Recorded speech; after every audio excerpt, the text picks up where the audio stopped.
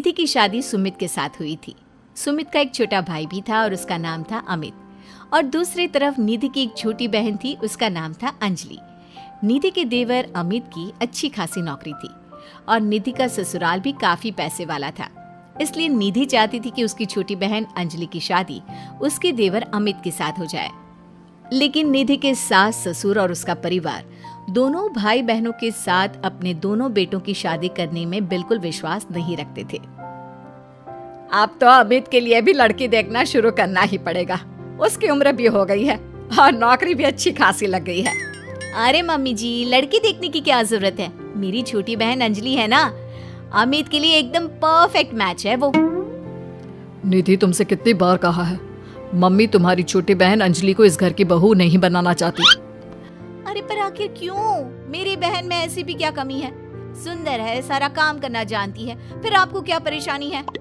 बात परेशानी की नहीं है बेटा, लेकिन मैंने शुरू से ही सोच रखा था एक ही घर की दो लड़कियां अपने बेटों के लिए नहीं लेकर आऊंगी। वो क्या है ना, दोनों बहनें देवरानी जेठानी बन जाएंगी तो बस प्रॉब्लम ही प्रॉब्लम आने वाली है। लेकिन निधि इस बात के लिए बिल्कुल तैयार नहीं थी। वो तो किसी भी कीमत पर अमित और अंजलि की शादी करवाना चाहती थी और इसीलिए उसने अपनी बहन अंजलि को अपने ससुराल में बुलाने का प्लान बनाया। कुछ दिनों के बाद सुमित, वो क्या है ना, मम्मी पापा कुछ दिनों के लिए मामा जी के घर पर चले गए हैं और अंजलि घर पर बिल्कुल अकेली है, तो मैंने सोचा उसे यहाँ बुला लेती हूँ। हाँ हाँ, क्यों नहीं भाई, तुम्हारी छोटी बहन है, तुम उसे बिल्कुल यहाँ बुला सकती हो। लेकिन सुनो, अमित और उसकी शादी के बारे में कोई बात मत छेड़ना, मम्मी इस बात के लिए कभी तैयार नहीं होगी। अगले दिन अंजलि निधि के ससुराल पहुंच जाती है और निधि के कमरे में। अरे दीदी, तुम्हारा देवर तो बहुत हैंडसम है, लेकिन मेरी तरफ नजर उठाकर भी नहीं देखता।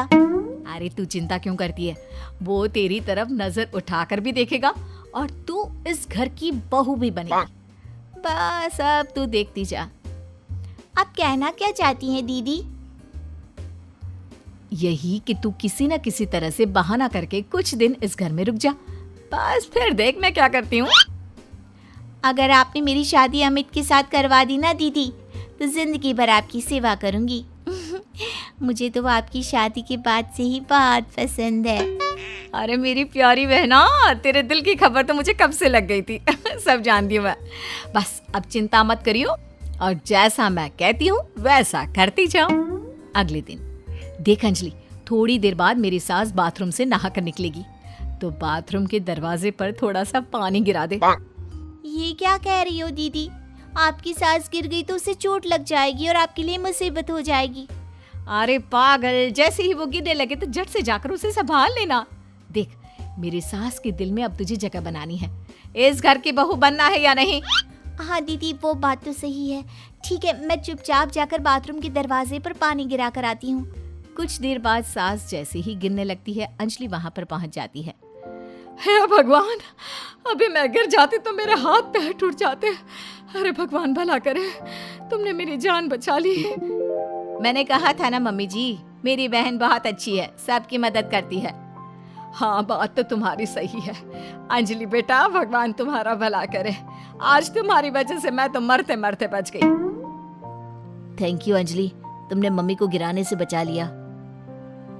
अरे वाह दीदी, आज तो तुम्हारी ट्रिक काम कर गई। बस अब जैसा मैं कहती हूँ वैसा ही करती जाओ। देखना कुछ ही दिनों में मम्मी जी खुद आगे चलकर अपने बेटे के लिए तुम्हारा रिश्ता मुझसे मांगेंगी। कुछ दिनों के बाद देख अंजलि, अब हमें अपना अगला प्लान कामयाब करना है। क्या प्लान है दीदी? आप तो बस बता दो, जैसा आप कहेंगी मैं वैसा ही करूंगी। देख, मेरी सास को ना अजवाइन से एलर्जी है। मैं आज सब्जी में जानबूझकर अजवाइन डाल दूंगी। लेकिन दीदी, उससे तो आपकी सास की तबीयत खराब हो जाएगी। अरे मेरी बात तो सुन, अजवाइन खाने के बाद अगर मेरी सास को थोड़ा सा 1 चम्मच शहद दे दिया जाए तो उनकी तबीयत ठीक हो जाती है। और ये नुस्खा मुझे पता है, ये बात मेरी सास को भी नहीं पता। जैसे ही वो अजवाइन वाली सब्जी खाएं, जल्दी से जाकर शहद ले आना। ये क्या बहू, तुमने सब्जी में अजवाइन क्यों डाल दिया? तुम जानती हो ना, मुझे इससे एलर्जी होती है। माफ कर दीजिए मम्मी जी, मुझे तो पता ही नहीं था। निधि जल्दी से जाकर मम्मी के लिए पानी लेकर आओ। अरे नहीं नहीं जीजू, आंटी जी की एलर्जी पानी से नहीं बल्कि शहद से दूर हो जाएगी। 1 मिनट रुकिए। अंजलि दौड़ कर जाती है और शहद लेकर आती है। लेकिन तुम्हें इसके बारे में कैसे पता? बस ऐसे ही। आंटी जी ये लीजिए, जल्दी से 1 चम्मच शहद खा लीजिए। अब देखिए थोड़ी देर में आप ठीक हो जाएंगी। तुमने तो एक बार फिर से मम्मी जी की जान बचा ली अंजलि, वरना मैंने तो आज बहुत बड़ी गलती कर दी थी। थैंक यू अंजलि बेटा, तुम तो वाकई में बहुत अच्छी लड़की हो, सबकी मदद भी करती हो और तुम्हें तो कितनी अच्छी नॉलेज है कि एलर्जी होने पर क्या खाना चाहिए। वाकई में तुम बहुत इंटेलिजेंट लड़की हो Anjali, thank you so much. कुछ दिनों के बाद भाभी मुझे ऑफिस के लिए देर हो रही है, मेरी एक फाइल है, जरा आप उठाकर रख देना, मैं शाम को आकर आपसे वापस मांग लूंगा। और जरा ध्यान से रखना, बहुत इंपॉर्टेंट फाइल है। ठीक है अमित, मैं आपकी फाइल अच्छे से संभाल कर रखूंगी। अमित के जाने के बाद देखो अंजलि, ये अमित की ऑफिस की एक बहुत इंपॉर्टेंट फाइल है। मैं जानबूझकर इसे कहीं पर छिपा दूंगी और तुम्हें बता दूंगी कि ये फाइल कहाँ रखी है। बस जैसे ही वो मुझसे फाइल ढूंढने के लिए कहेगा, तुम फाइल झटपट ढूंढ कर ले आना और उसे दे देना। वाह दीदी, मुझे इस घर की बहू बनाने के लिए आप कितनी मेहनत कर रही हैं। शाम के वक्त भाभी मैंने आपको एक फाइल संभाल कर रखने को दी थी, प्लीज जरा वापस दे दीजिए ना, मुझे एक प्रेजेंटेशन बनाना है। निधि उस फाइल को ढूंढने का नाटक करती है। क्या करूं देवर जी, आपकी फाइल मिल नहीं रही मुझे। अरे भाभी ये आप क्या कह रही हैं? अगर वो फाइल नहीं मिली तो मेरा प्रमोशन नहीं होगा, बहुत इंपॉर्टेंट फाइल है। अमित ये रही तुम्हारी फाइल, दीदी ने ऐसे ही बैठक में छोड़ दी थी और वो काम करने वाली आती है ना, वो इसे उठाकर डस्टबिन में डालने वाली थी, लेकिन सुबह मैंने तुम्हारी बात सुन ली थी तो संभाल कर रख दिया। अंजलि मैं कैसे तुम्हारा शुक्रिया अदा करूं, तुम जानती नहीं तुमने मेरे लिए आज क्या किया है। अगर ये फाइल खो जाती ना तो मेरा बहुत बड़ा नुकसान हो जाता। देवर जी, मैं तो आपसे पहले से कह रही थी, मेरी बहन अंजलि बहुत अच्छी है। वाकई में बहुत समझदार और इंटेलिजेंट लड़की हो तुम, हमारे फैमिली के लिए कितना कुछ कर रही हो। पहले मम्मी को बचा लिया और आज मेरी फाइल। अगले दिन मुझे लगता है कि अमित भी अंजलि को धीरे धीरे पसंद करने लगा है। तुमने फिर से वही कहानी कहना शुरू कर दिया। मैंने कहा ना, अंजलि की शादी अमित से हम नहीं करवाना चाहते। देखो बेटा, तुम्हारी बहन बहुत अच्छी है, लेकिन फिर भी मैं अमित के लिए किसी दूसरे घर की लड़की लाना चाहती हूँ। एक ही घर की 2 लड़कियां मुझे अपनी बहू बनाकर नहीं लानी। मम्मी जी, मेरी बहन ने आपके लिए इतना कुछ किया और फिर भी आप उसके साथ ऐसा कर रही हैं। तुम गलत समझ रही हो निधि, ये बात तो हम लोगों ने तुम्हें पहले ही कह दी थी। तुम्हारी कोशिशें बेकार है, ऐसा कुछ नहीं होने वाला निधि। देखा दीदी, तुम्हारे सब कुछ करने के बाद भी तुम्हारे ससुराल वाले मुझे इस घर की बहू बनाने के लिए तैयार नहीं है। लगता है अब एक आखिरी खेल खेलना पड़ेगा और देखना, उसके बाद सब ठीक हो जाएगा। मजबूरी में मेरी सास को अमित के साथ तुम्हारी शादी करवानी पड़ेगी। लेकिन दीदी अब आप क्या करने वाली हैं? कल रात को जब अमित ऑफिस से देर से लौटेगा तो उसके खाने में बेहोशी की दवा डाल दूंगी।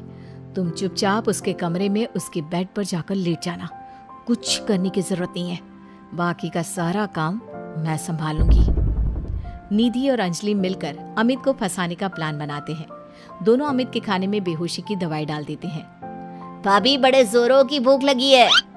दीदी तो सो गई है, आपके लिए खाना मैं लगा देती हूँ। हाँ हाँ बिल्कुल, वैसे रात काफी हो गई है, तुम सोई क्यों नहीं? मैं तुम्हारा इंतजार कर रही थी, सोचा तुम ऑफिस से लौट कर आओगी, खाना कौन देगा, बस इसीलिए। तुम कितनी अच्छी हो अंजलि, सबका कितना ख्याल रखती हो। थोड़ी देर के बाद खाना खाकर अमित गहरी नींद में सो जाता है और अपने प्लान के हिसाब से अंजलि उसके पास जाकर लेट जाती है। अगली सुबह, मम्मी जी ये देखिए, अमित मेरी बहन अंजलि से कितना प्यार करता है, और कल रात को तो उन दोनों के बीच क्या बताऊं, वो सब हो गया जो नहीं होना चाहिए था। मुझे लगता है अब हमें उन दोनों की शादी करवा देनी चाहिए। नहीं नहीं भाभी, आप ये क्या कह रही हैं? मैंने अंजलि के साथ कुछ नहीं किया, मुझे बस गहरी नींद आ गई थी। अमित झूठ मत बोलो, कल रात को तुमने मुझसे कहा था कि तुम मुझसे प्यार करती हो और हमारे बीच जो कुछ भी हो रहा है वो सब नॉर्मल है। बस करो भाभी और अंजलि, आप दोनों को ज्यादा झूठ बोलने की जरूरत नहीं है। अब जानती भी है क्या हुआ है। क्या हुआ है? जो कुछ भी हुआ है वो सामने दिख तो रहा है। आप पूरी रात मेरी बहन के साथ थे।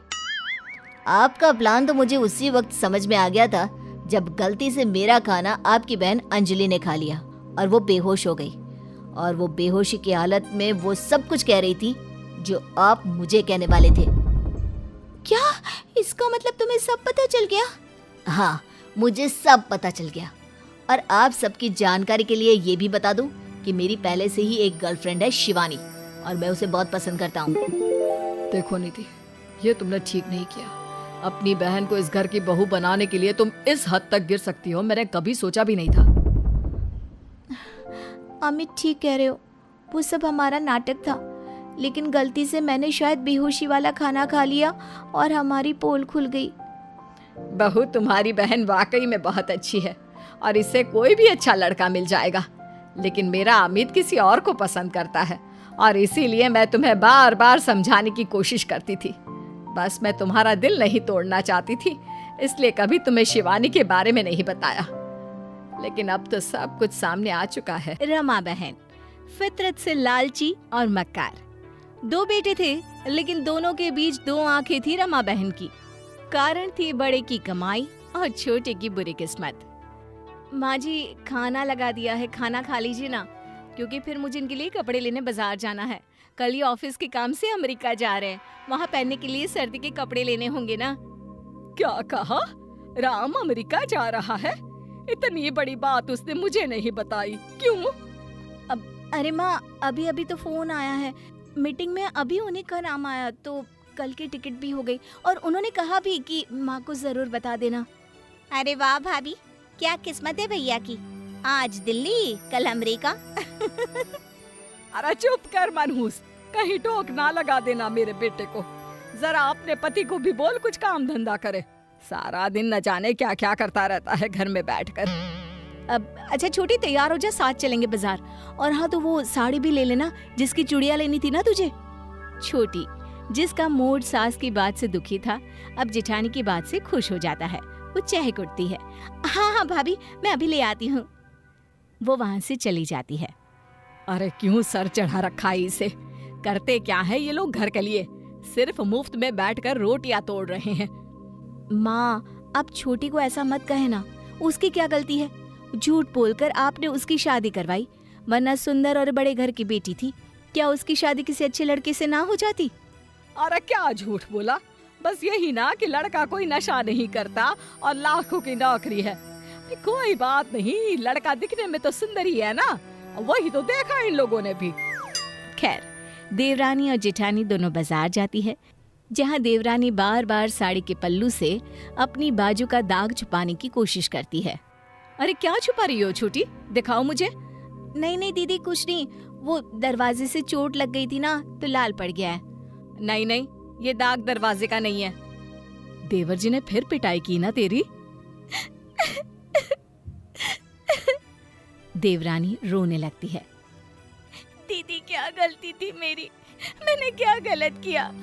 कहा नशा मत करो तो मारने लगे, अरे कुछ पैसे मांगो तो मारने लगते हैं। दीदी, क्यों झूठ बोला आप लोगों ने मुझे? बड़ी बहू अब खुद को मुजरिम समझने लगती है। वो छोटी से क्या कहती? क्या छोटी मानती कि उसे तो ये सारी बात पता भी नहीं थी? शादी में बड़ी का दखल ना के बराबर रखा था सास ने। छोटी, तेरी उम्र कम है, ऊपर से कोई बच्चा भी नहीं, देवर जी के साथ 2 साल हो गए हैं तुझे, तू दूसरी शादी कर ले। छोटी रोने लगती है। नहीं दीदी, मैं प्यार करती हूँ उनसे, वो जैसे भी है मेरे पति है, मैं ठीक हूँ, बस ये ठीक हो जाए। बड़ी बहू छोटी का पूरा ख्याल रखती, लेकिन एक दिन तो हद हो जाती है। कर्जा मांगने वाला घर पर चला आता है। पुलकित का घर यही है? हाँ हाँ, छोटा बेटा है मेरा, बताओ क्या बात है? बुढ़िया, तेरे बेटे ने नशा करने के लिए 1 लाख लिए थे मुझसे, वो पैसे दे दे, वरना मैं पूरा घर तोड़ दूंगा। बहुत बड़ा गुंडा हूँ मैं यहाँ का।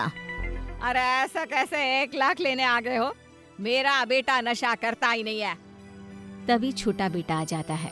वो कर्जा लेने आए लोगों को देखकर डर जाता है। अरे कल्लू भाई, मैं आपके पास ही आने वाला था।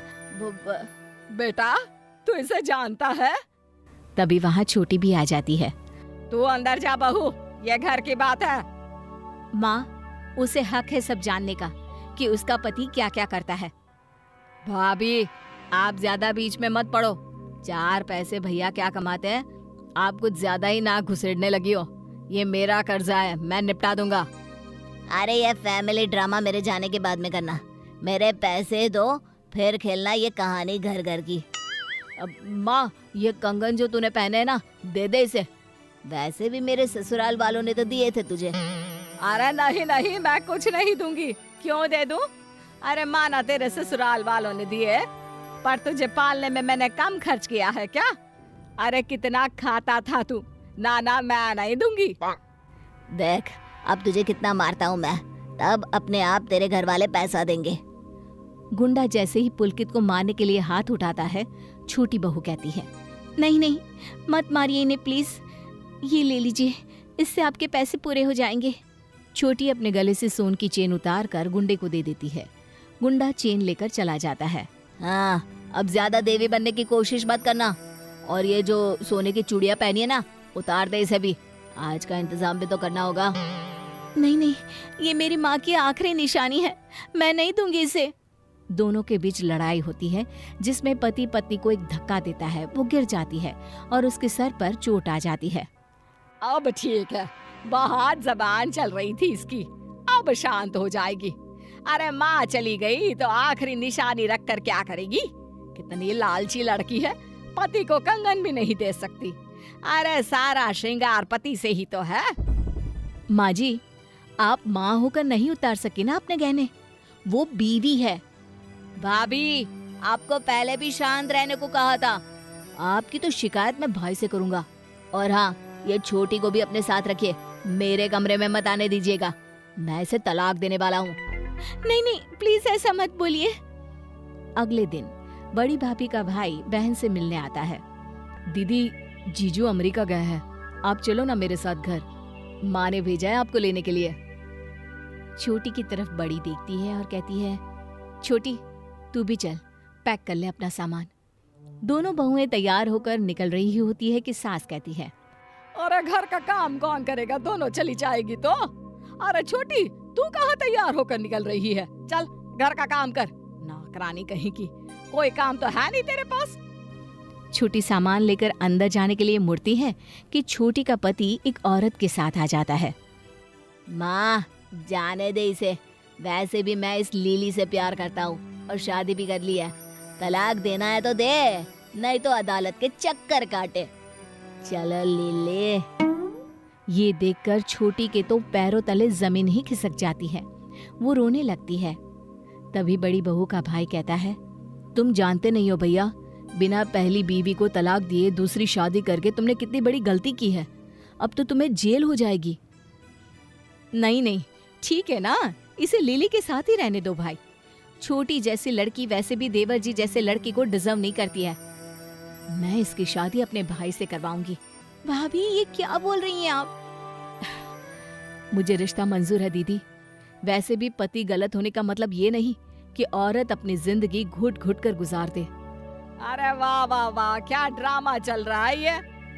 हाँ माँ जी, किसी लड़के की झूठ बोलकर शादी करवाने में आपने मुझे भी जिम्मेदार बना दिया। छोटी जैसी भाभी पाकर मैं तो खुश हूँ। अब तो आप निपटिए ये लीली से।